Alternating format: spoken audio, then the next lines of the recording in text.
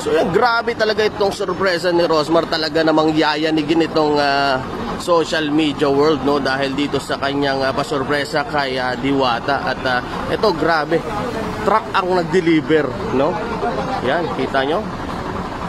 Siyempre, naandito, no. Parang napakaraming sorpresa nitong si Rosmar para dito kay Diwata. At mamaya ay mas marami pa itong aabangan natin, guys.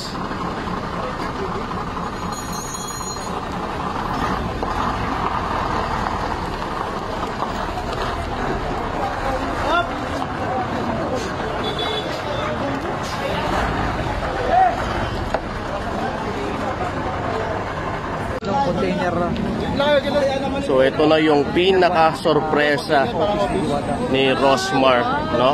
Ito na yung pinaka-sorpresa ni Rosmar na malakas, no?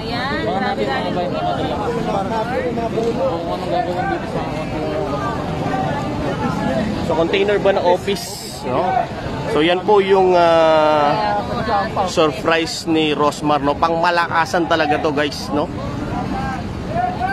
Ayan na. Mating na. Pinakainin pa si ano kaya ito. Ang regalo ito napakalaki. Ano kaya naman niya kuya? Ikante? Yung office niyo yung office Diwata.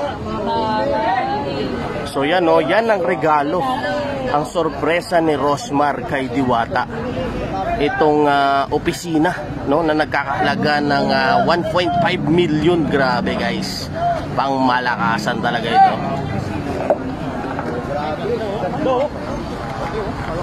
Grabe ka sa hando. Pinakamalakas talaga. 1.1 million amo. Yan, nakita-kita yung pintuan, no?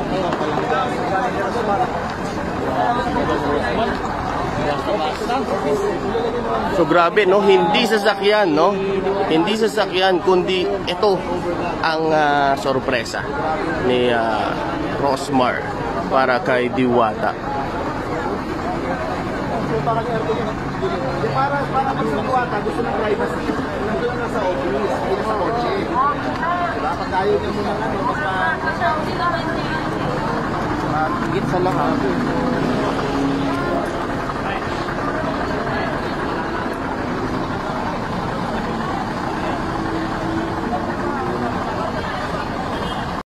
Lalagyan ko na rin po yan ng aircon.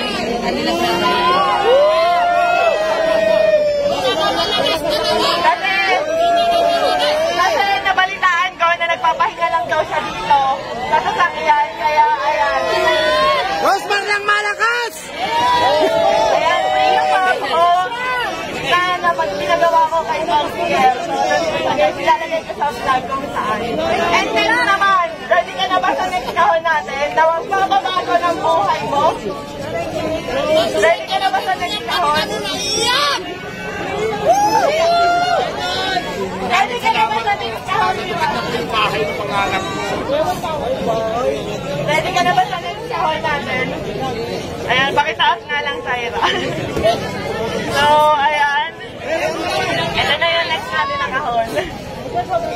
Ayan. Ito na yung next natin, guys. So, ayan. 100,000.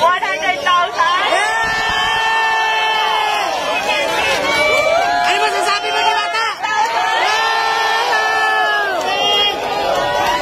100,000. Todo si Alvin, no? 100,000.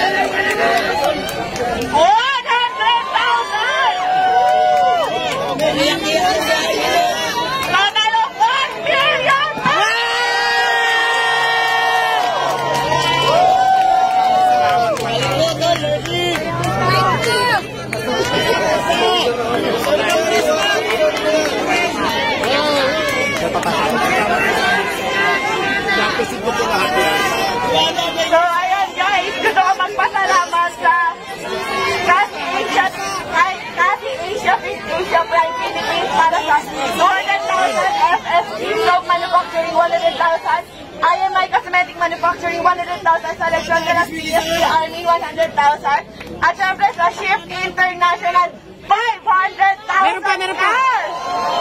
At hindi lang yan. Meron pang ibibigay kay Diwata na worth 1 million Shift International products na pwede niyang itinda dito para instant cash. Maraming salamat po. Naiyak to ko. Sobrang saya po kasi pangarap ko talaga magkaroon ng bahay. Tapos hindi lang bahay, yung binigay mo madam, may pera pa. So maraming salamat po. Mababago na po talaga yung buhay ko. Thank you so much. Kaya ang sinasabi ko, kaya lagi ko sinasabi na sure ako magbabago ang buhay dito ni Diwata. Kasi kami ng asawa ko po, nakatira lang kami noon, natutulog lang po sa likuran ng pet shop sa Sampaloc, Manila, kung saan sa kama namin may nagtatakbuhang daga, ibis at kung ano-ano pa. Pero dahil sa sinabit sa kasal namin ng aming mga magulang, na 1 million ngayon, napakalaki na po ng pinagbago ng buhay namin. Kaya Diwata, gamitin mo sa tama. Yes, tama sa akin po. Nagamit natin ng tama. Kung nagamitin ko po pag negosyo ko, kung hindi ko, itatabi ko po yung pera, siyempre po may future. Yes. Kasi alam nyo guys, sa pagpapare, sa totoo lang, aminado ako, gaya-gaya ako. And aminado ako, ginaya ko si Diwata. Kasi na-inspire ako talaga sa kanya, pero hindi para gawin siyang kompetensya. Sa totoo lang, matagal na kami nagka-chat ni Diwata. And tinanong ko talaga siya kung may tinutubo ka ba, may kinikita ka ba. Kasi talagang na-inspire ako sa kanya. Matagal ko na gusto maglabas ng pares, kaso nga beef. ang tagal pa kuluin. Pero nung nagka-idea ako sa kanya na pwede pala yun karne, pork, ganyan, tas ang dami namin nabibigyan ng trabaho. Ang alam ko 80 katao mahigit ang trabahador ni Diwata at sa akin naman nasa 50 kasi 50 nasa 100. Napakaraming pamilya po yung nabago namin dalawa. Pero sa totoo lang guys, sa pagpapares na yan, wala po kaming kinikita talaga. Ayan, tinanong ko rin si Diwata kung kumikita ba siya, kung magkano na ba yung ipon niya, kumikita ba talaga siya. So sabi niya sa akin, tinanong ko kung milyon na ba kinita mo kasi sa dami ng tao. Hindi raw, malayo pa, pero ngayon instant milyonaryo ka. Yay!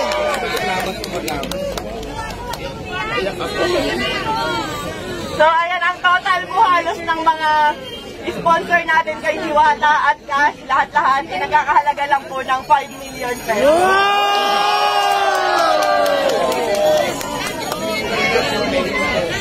At syempre, wait lang, may papakinig lang ako sa inyo yung bago kong kanta.